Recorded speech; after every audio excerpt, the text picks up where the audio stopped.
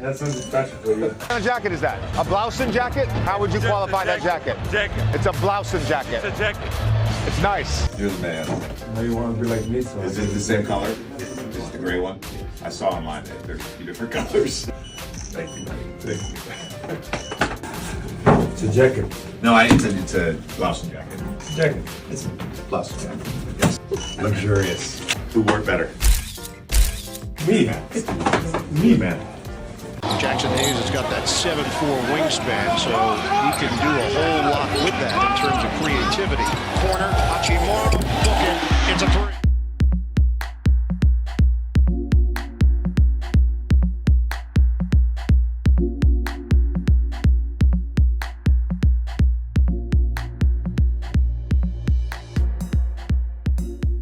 Very fortunate. Football score, 21-17. Lakers on top. Jam!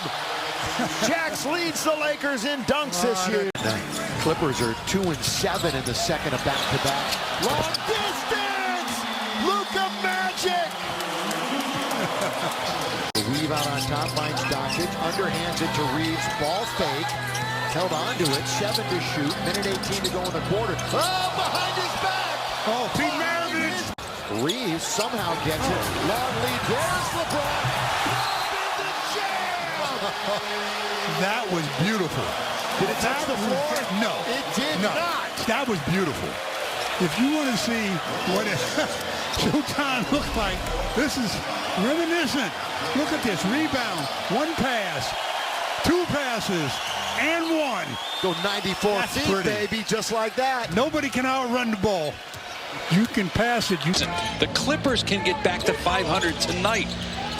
With the best record in the league since mid-December as Leonard buries a three-pointer to make it a three-point game. Doncic doing a lot of work offensively, trying to get some airspace, and he knocks down the three. Man, that's just ridiculous. Has had a much quieter second half, and look at his dogged defensive pressure. Leonard looking for his first points of the quarter. The three is good. He'll stop at the elbow, get it back from Hachimura, and launch and hit a three. Doncic has 29 points. Weaving through that Ayton screen, finds some space, and the three is there. Luka Doncic with 8 triples. Doncic goes and gets it. Now doubled, keeps the dribble, and puts up the shot. It's good, plus a foul. As he continues to bark at Chris Dunn, he'll go to the line. With 4, with 3, Smart. Got it again! Another and one! Marcus. Boy, absorb the contact. Know the whistle's coming. Catch. Let go. Marcus Smart has really stepped up with 7 fourth-quarter points. Long pass broken up. Clipper ball down 3. 6 seconds left, but 2 for the tie. No good. James gets the rebound. Clippers have to foul. They don't, and the game's over. Ty Lue is screaming. Thank you, Billy. So, Austin, on a night where you guys start so hot offensively, maybe the biggest play comes as you take that charge on defense. What did you see on that play in order to get in position and take the charge on Mathurin? Just trying to make a winning play. I think Smart did a really good job of kind of stabbing at it a little bit past half court, making him kind of lose his balance. And then once I seen that, I kind of knew he was going to go to a Euro, just standing there and take a charge, make a winning play. You mentioned Marcus Smart, a couple of huge shots in the fourth quarter. What did you see from him? Yeah, I don't know if he took a shot before that. Before the 3 he made in the corner, then the and one he made, and then he got the big and one. So that's just a professional being a professional at the end of the day, staying ready, and just, knowing the moment, knowing when to step up and when we need it most, and he was huge. Very efficient night for you on offense. Just wondered, minutes limit is gone. Like how good do you feel just getting out there? You guys are as healthy as you've been all year. Yeah, it felt great. Other than that run in the third quarter, I almost fell out. I was tired. But yeah, it's good to be back completely and have fun on the court with the guys. Last one for you. How do you guys build on this now as you go forward and try to get a hot stretch together before you get to the playoffs eventually? Yeah, just continuing to grow every day.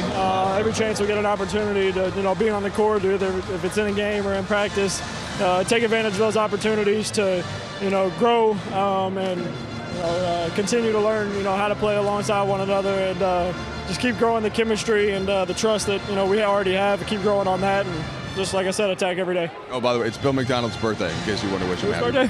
Bill McDonald. Oh, happy birthday. Find a way to get it done. They beat the Clippers. They even the series at 2-2. The Lakers have won 8 of 12 as they face the Boston Celtics on Sunday. Listen, Clipper resilience, Kawhi's brilliance. He actually left the game with ankle soreness with 5 minutes left. Benedict Mathurin fouled out. John Collins got hurt in the second quarter, so some things broke the Lakers' way as the Clippers came storming back with a 17-1 run in that third, James. But the Lakers plus 27 from three, 55% behind the arc, 31 assists. But the story, the crunch time games again, as Rob is patiently waiting to get in. They are 16-3 in crunch time games. Big charge by Austin Reaves to foul out Mathurin.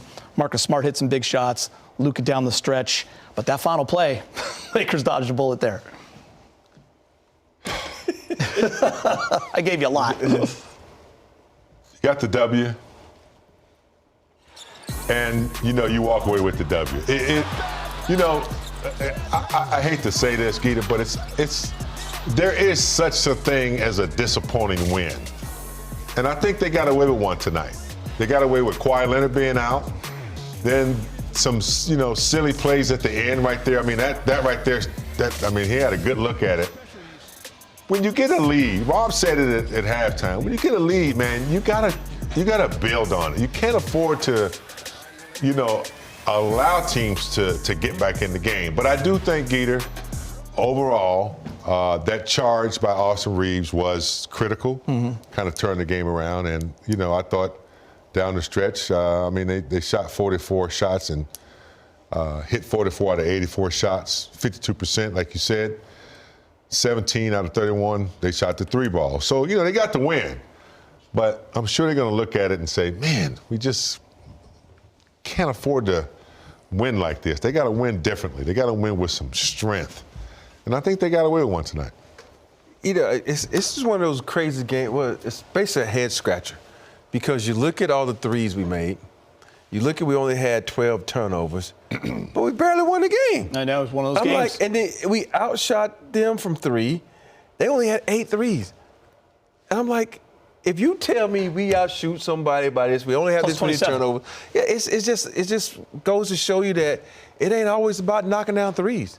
It's about getting to the bucket and my favorite line is get buckets. That's what this game is about. It's not about knocking down threes. It's about getting buckets. And that's what the Clippers were able to do. They was able to get buckets. They was able to go to the free throw line. They was able to knock down their free throws. You think about Mathurin.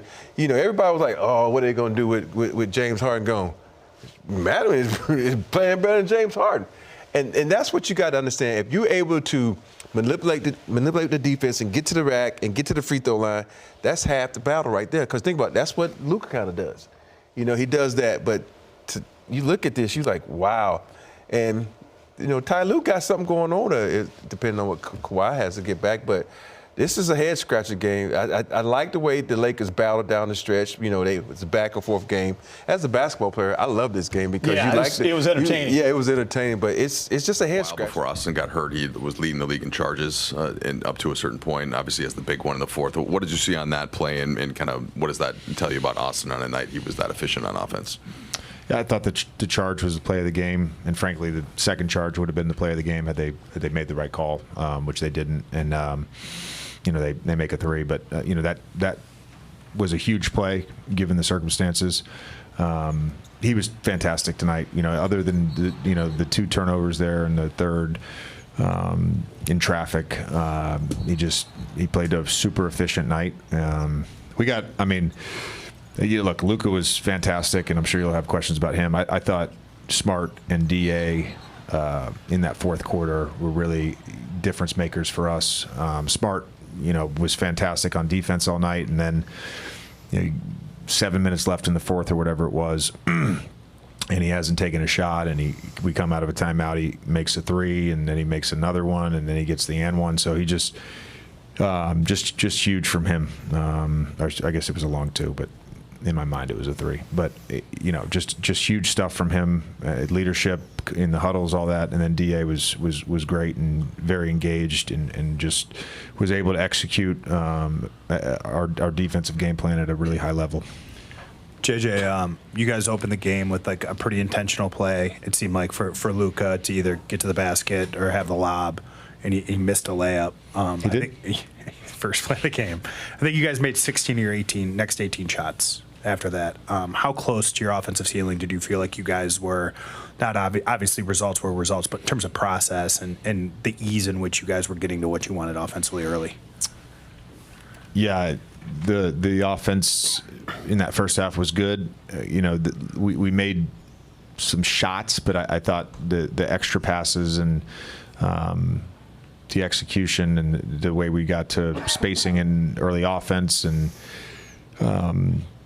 just sharing the basketball, and it was clutter-free, ego-free. We just played, and it was you're not going to shoot 67%, but I thought the process was really good.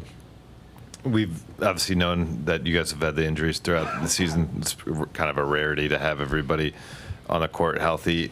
With the full roster, the way this game went down the stretch, is it significant at all that just many possessions going to Luka and letting him to try to make something happen? And is that kind of the pecking order when this thing is full?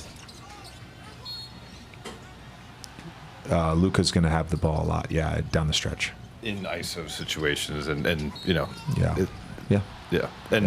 the fact that this is his first time he played in 5 games, that he was able to be that kind of full thrust. Yeah, I mean, Dunn is a great defender. I think he was able to draw a foul. He was able to get the and one. Got a paint touch and missed a bunny. So yeah, I thought he did a good job. There was a couple plays we ran with just him as the decision maker, him as the ball handler. It's not necessarily ISO. So it wasn't. We didn't call ISO for him. That when plays break down, you got to go get it sometimes, and he's able to get it. But I mean, we've played through LeBron. The Philly game is a great example of that. All 3 guys were on the court. We played through LeBron at the end of the game. We obviously have played through AR at the end of the game. Just reading the situation, and we obviously, everybody, including his teammates, feel really comfortable with Luka having the ball. What was just kind of the process with LeBron? Typically 41-year-olds who get downgraded at some point during the day, they don't always play. Yeah, he fought through a lot today. I mean, the knee soreness, he probably doesn't want me to share, but he was dealing with a migraine as well pregame, and just again, he rings the bell over and over. That's what he does.